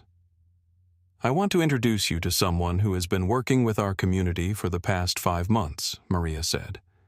"Many of you probably recognize Bryce Ashford from the news coverage earlier this year. He came to our community center as part of a court-ordered service program, and I'll be honest, most of us expected him to put in his time and leave without learning anything." Bryce felt his heart racing as murmurs spread through the audience. He could see people turning to look at him, some with curiosity, others with obvious skepticism. "But Bryce has done something that surprised me." Maria continued. "He's listened. He's worked alongside our families, helped with our children, and learned about problems his own family's company created in our neighborhoods. I think you should hear what he's learned." Bryce walked to the microphone on unsteady legs, looking out at an audience that included families he had worked with, community leaders who had challenged him, and city officials who would decide the fate of the housing project. When he began to speak, his voice was quiet but steady.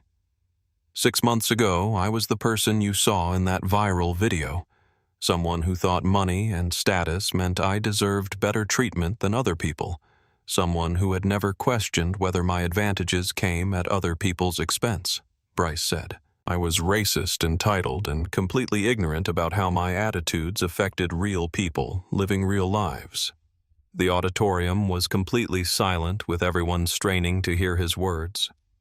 "Working at the Esperanza Center has taught me that good housing isn't just about square footage and building codes. It's about creating spaces where families can build better lives for their children. I've learned that when developers cut corners on maintenance systems or community spaces, real families pay the price every day." Bryce paused, thinking about the specific families whose stories had taught him these lessons. Mrs. Reyes shouldn't have to wait 3 weeks for someone to fix her broken air conditioning during a heat wave. The Valdez children shouldn't have to play in parking lots because there's no safe playground space. These aren't luxury requests. They're basic human needs that get ignored when developers focus only on profit margins. He took a breath before continuing with the most difficult part of his speech. I can't change what I said and did on that airplane, and I can't undo the years I spent thinking other people's problems weren't my responsibility. But I can commit to using what I've learned to advocate for better housing policies and to hold companies like my family's business accountable for treating all residents with dignity and respect. When Bryce finished speaking, the applause was scattered but genuine. He had spoken honestly about his failures and what he had learned from them without trying to excuse his past behavior or claim more credit than he deserved for his ongoing education. After the meeting, as families gathered around Maria to discuss next steps, Bryce was approached by an elderly man named Carlos, who had been watching him work at the center for months. Young man Carlos said, "I want to tell you something.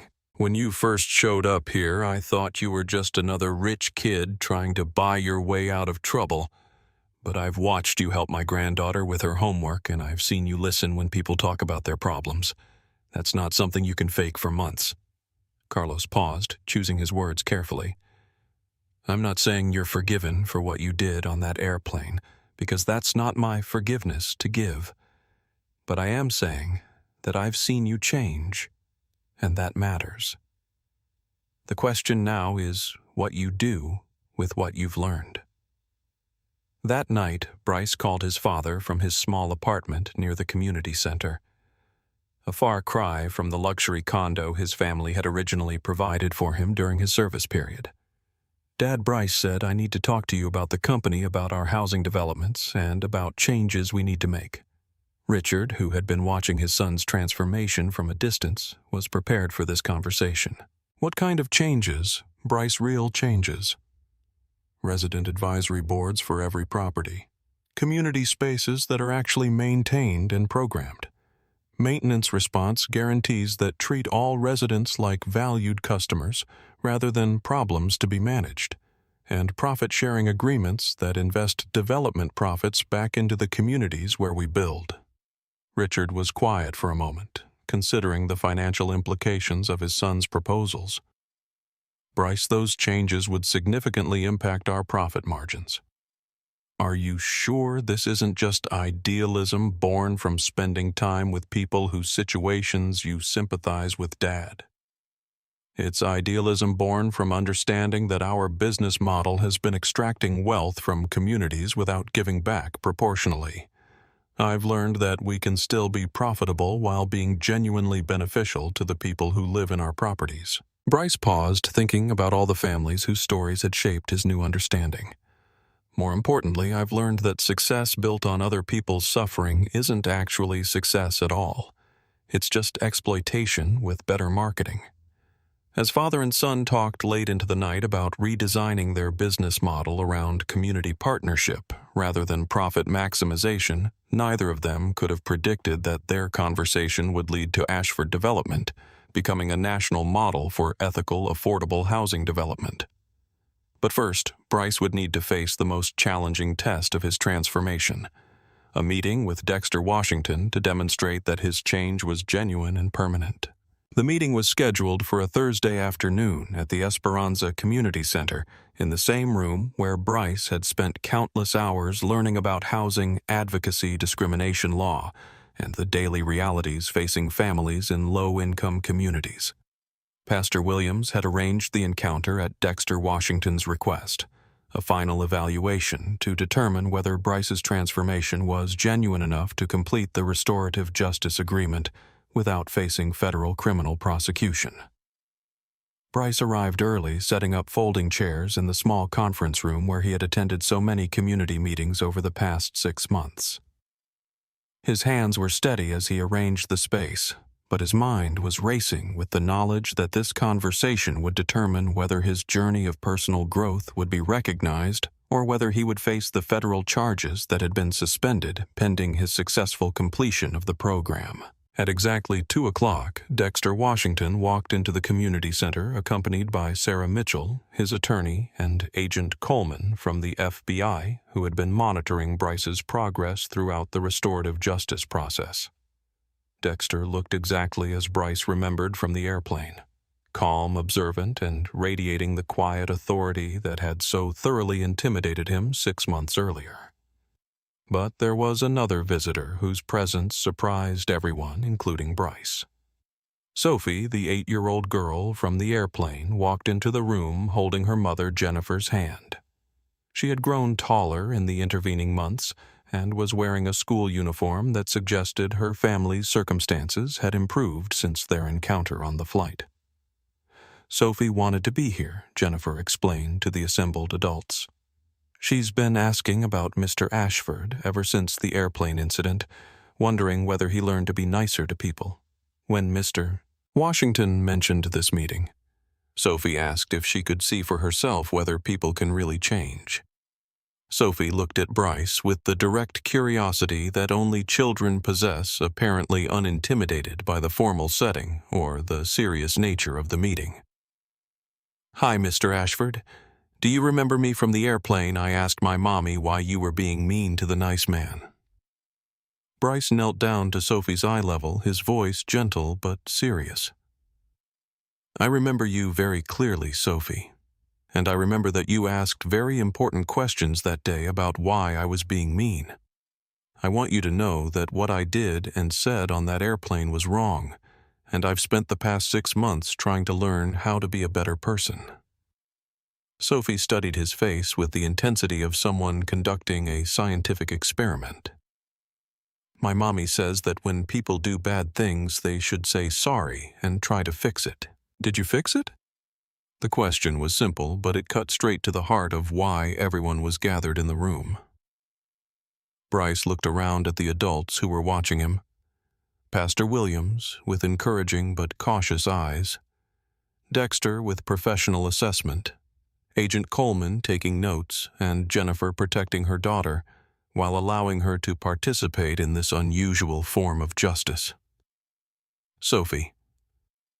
"I've been trying very hard to fix what I broke, but it's not easy," Bryce answered honestly. "I spent the last 6 months working with families in this community, learning about how my actions and attitudes hurt people, and trying to understand why treating everyone with respect and kindness is important, regardless of what they look like or how much money they have." Dexter spoke for the first time since entering the room, his voice carrying the same calm authority Bryce remembered from their confrontation. "Mr. Ashford, Agent Coleman's reports indicate that you've completed all the required community service hours and participated fully in bias training and education programs. Pastor Williams speaks positively about your engagement with community advocacy work. But I'm not here to evaluate your compliance with court orders. I'm here to determine whether you've genuinely internalized the lessons this process was designed to teach." Bryce straightened in his chair, understanding that this was the moment that would determine his future. "Mr. Washington, 6 months ago, I believed that money and status gave me the right to treat other people as obstacles to my comfort. I thought that someone wearing a hoodie in first class must have gotten there through luck or charity rather than their own success. I was racist, entitled, and completely ignorant about the harm my attitudes caused." He paused, gathering his thoughts carefully. "Working at this community center has taught me that dignity isn't something you can buy or inherit. It's something every person possesses regardless of their circumstances. I've learned that the housing my family's company builds affects real families trying to create better lives for their children. I've learned that when I assumed someone didn't belong somewhere based on their appearance, I was perpetuating the same kind of discrimination that has denied opportunities to qualified people throughout history." Dexter's expression remained neutral, but he was clearly listening intently. "Those are important insights, Mr. Ashford. But insights aren't the same as behavior change. How do I know that your transformation will persist when you're no longer under court supervision and community oversight?" Before Bryce could answer, Sophie spoke up again. Mr. Washington, can I ask Mr. Ashford something? Dexter nodded, curious about what the child wanted to know. Sophie turned to Bryce with serious eyes. If you saw someone being mean to a person like you were mean to Mr. Washington, what would you do now? The question struck Bryce like a physical blow. Here was an 8-year-old asking him to demonstrate whether his transformation was real or performative, whether he had actually internalized the lessons about standing up for others, or had simply learned to say the right words when adults were listening.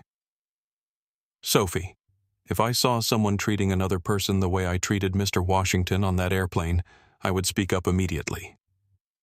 Bryce said, his voice growing stronger as he committed to the answer. I would tell them that their behavior was wrong, that everyone deserves to be treated with respect, and that having money or status doesn't give anyone the right to hurt other people. He looked directly at Dexter as he continued. More than that, I would use my resources and my voice to support the person being targeted, because I've learned that staying silent when you witness discrimination makes you part of the problem. Pastor Williams leaned forward, adding his perspective to the evaluation. Mr. Washington, I've watched Bryce work with families here for 6 months. I've seen him help Maria Gonzalez advocate for better maintenance policies at her housing complex. I've watched him listen to Carlos Reyes explain how employment discrimination affected his career opportunities. This young man has put in genuine effort to understand how privilege and prejudice interact, to create barriers for people who don't look like him. Agent Coleman consulted his notes before speaking. From a legal perspective, Mr. Ashford has exceeded all program requirements. He's completed 320 hours of community service when 240 was required. He's attended bias training sessions, participated in community advocacy efforts, and maintained employment in the community rather than returning to his executive position at his family's company. Jennifer spoke up, her voice gentle but firm. Mr. Washington, Sophie has been asking about this meeting for weeks. She wanted to know whether the angry man from the airplane learned to be kind. I think seeing someone take genuine responsibility for their mistakes and work to become better is an important lesson for her about how justice can work. All eyes turned back to Dexter, who had been quietly observing the entire exchange. He looked at Bryce for a long moment before speaking. Mr. Ashford, 6 months ago, you physically assaulted me while using racial slurs in front of a child on an aircraft I own. Your behavior was criminal racist and demonstrated a fundamental disregard for the humanity of others. The question now is whether the person sitting in this room is the same person who committed those acts or whether you've genuinely become someone different. Bryce met Dexter's gaze directly, understanding that this moment required absolute honesty. Mr. Washington, I am not the same person who grabbed your shoulder and said those horrible things on that airplane. But I'm also not completely different from him. The capacity for prejudice and entitlement that led to my behavior hasn't been erased. It's been educated. I understand now that becoming a better person isn't a destination you reach, it's work you do every day. He paused, thinking about all the families whose stories had shaped his understanding. I can't promise I'll never make mistakes or have moments where privilege blinds me to other people's experiences, but I can promise that I've learned to listen when people point out my failures, to take responsibility for the harm I cause, and to use whatever resources I have to fight against the kind of discrimination I once participated in. Sophie, who had been listening to the adult conversation with impressive attention, suddenly spoke up. Mr. Washington, I think he learned.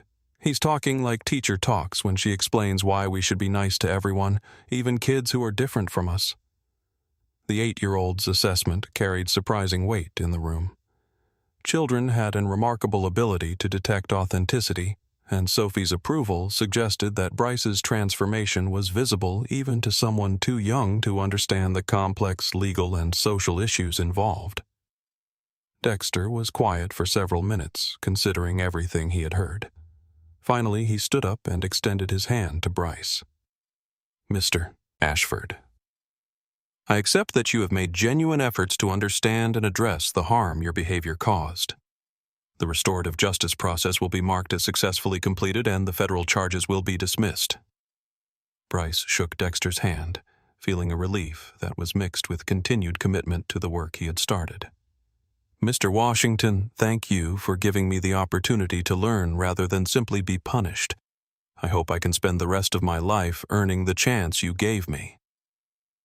As the formal meeting concluded and participants began to gather their belongings, Sophie approached Bryce one more time.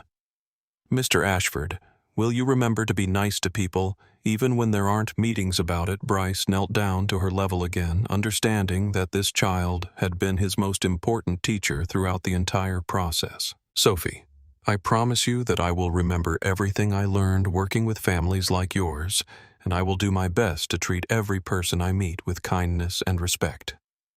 Sophie nodded approvingly. Good. Because being mean to people is never okay, even if you're sad or angry about something else.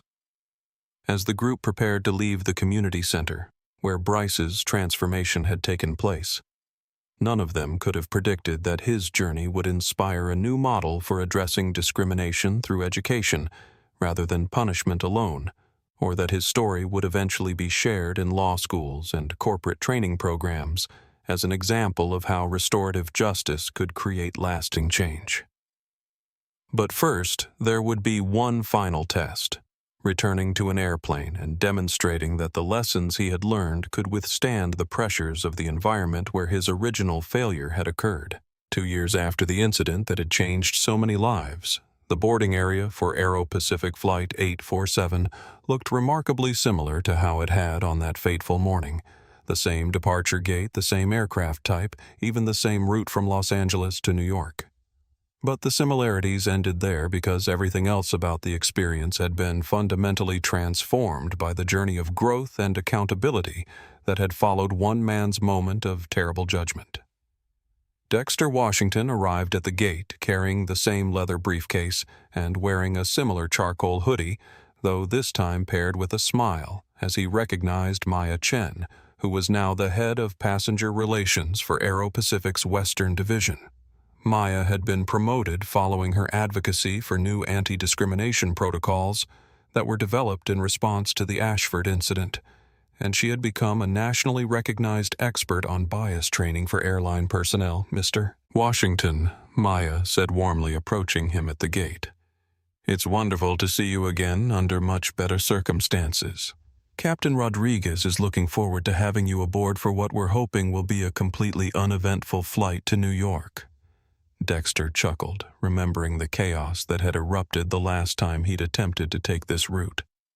Maya, I have to say that uneventful sounds absolutely perfect. How has the new passenger advocacy program been working? Beyond our expectations, Maya replied with genuine enthusiasm. The Washington protocols that we developed after your incident have been adopted by 14 other airlines, and we've seen a 93% reduction in discrimination complaints across the industry.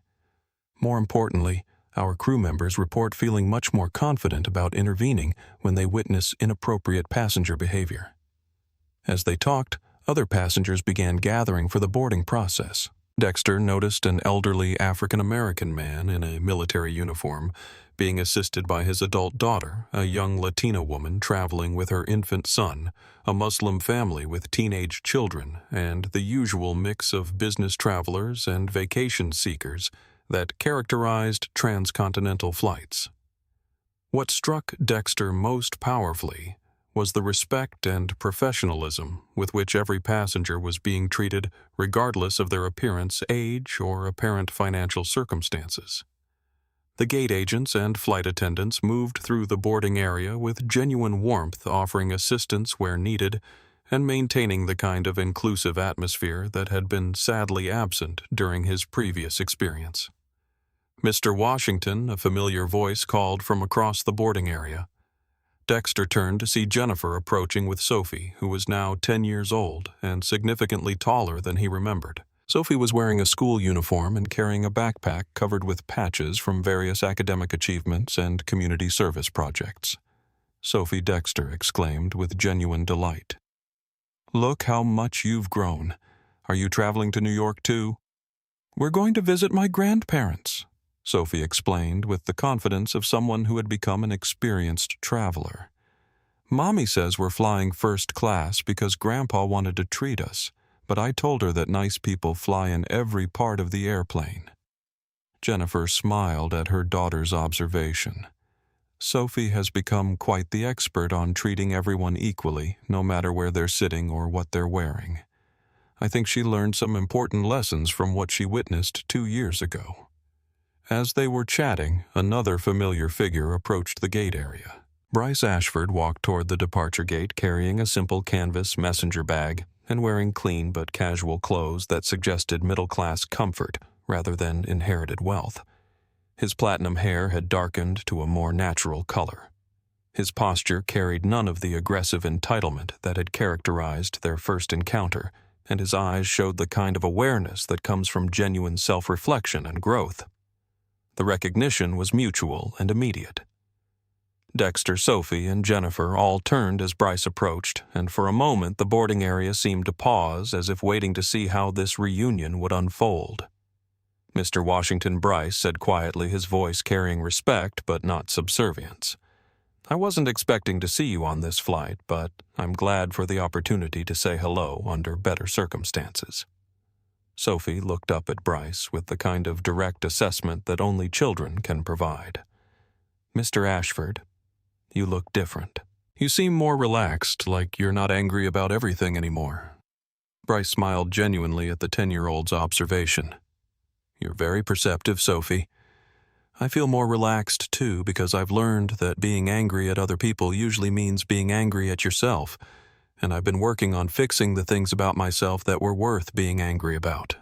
Dexter studied the young man who stood before him, noting the profound changes that went far beyond appearance. 2 years of community work bias training and genuine accountability had transformed Bryce from an entitled heir into someone who seemed comfortable with himself and respectful of others. "How has your work been going?" Bryce Dexter asked with genuine curiosity. "Pastor Williams mentioned that you've been involved in some innovative housing projects. It's been challenging but incredibly rewarding." Bryce replied, his enthusiasm evident but measured. "We've developed a community partnership model where residents have genuine input into design and management decisions.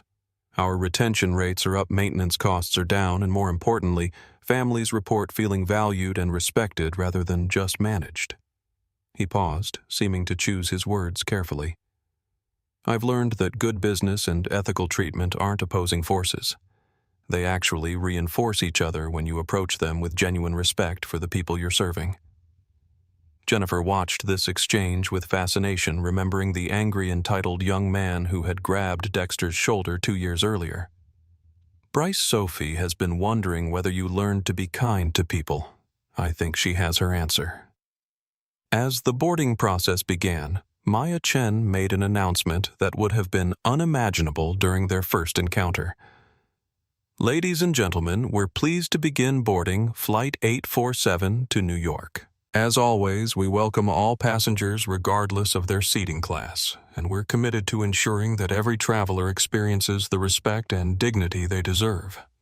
The boarding process proceeded smoothly, with passengers moving through the jet bridge in an orderly fashion marked by courtesy and patience.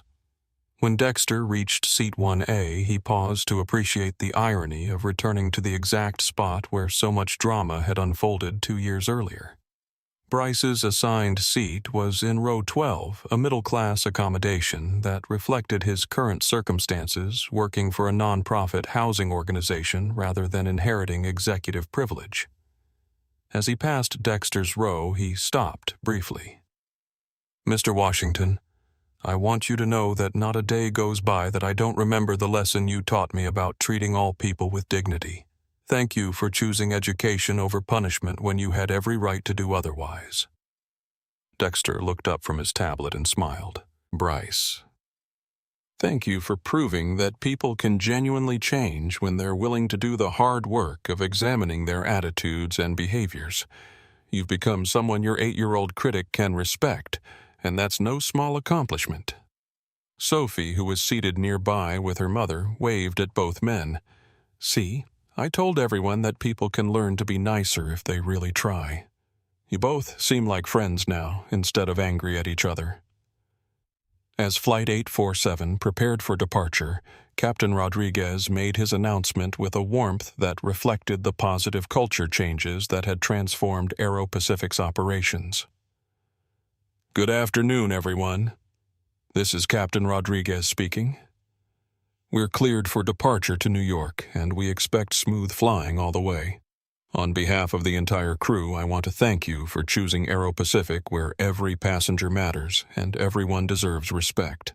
The flight proceeded without incident, with passengers from different backgrounds, economic circumstances, and life experiences sharing the journey in an atmosphere of mutual courtesy and respect.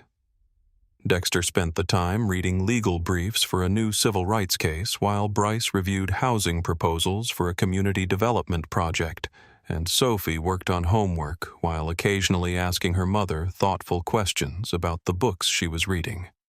As the aircraft began its descent into New York, Dexter reflected on how profoundly one moment of crisis had rippled outward to create positive changes for thousands of people. Bryce's transformation had inspired new corporate accountability practices. The incident had led to industry-wide improvements in bias training and passenger advocacy. And perhaps most importantly, it had demonstrated that restorative justice could create lasting change when people were willing to choose growth over punishment. When the plane landed at JFK, the passengers deplaned with the same courtesy and patience that had characterized the entire journey. As Dexter gathered his belongings, he noticed Bryce helping an elderly passenger retrieve her carry-on bag from the overhead compartment. A small act of kindness that would have been unthinkable from the angry young man who had demanded special treatment 2 years earlier. Sophie approached Dexter as they waited for the jet bridge. "Mr. Washington, I'm glad we got to see Mr. Ashford being nice to people. It makes me feel good that people can learn to be better." "Sophie, you taught all of us something important 2 years ago when you asked why that man was being mean. Sometimes the most important questions come from people who haven't learned to accept that things have to be unfair." As they walked through the terminal together, their paths gradually diverging toward different ground transportation, Dexter felt a profound sense of completion. The journey that had begun with discrimination and assault had evolved into a story of accountability, growth, and the possibility of genuine human transformation. The true measure of justice hadn't been punishment or revenge, but the creation of lasting change that would benefit countless future travelers who would never know how their dignified treatment aboard aircraft had been shaped by one man's willingness to choose education over destruction and another man's commitment to earning rather than demanding respect.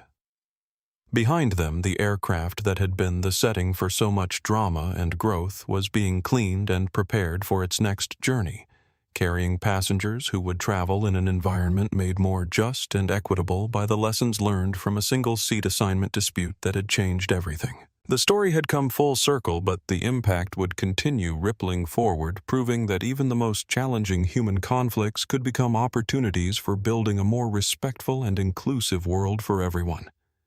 If this story of transformation and second chances moved you, please subscribe our channel and let us know in the comments how you think we can build more bridges of understanding in our own communities. Together we can create change, one conversation, one choice, and one moment of courage at a time.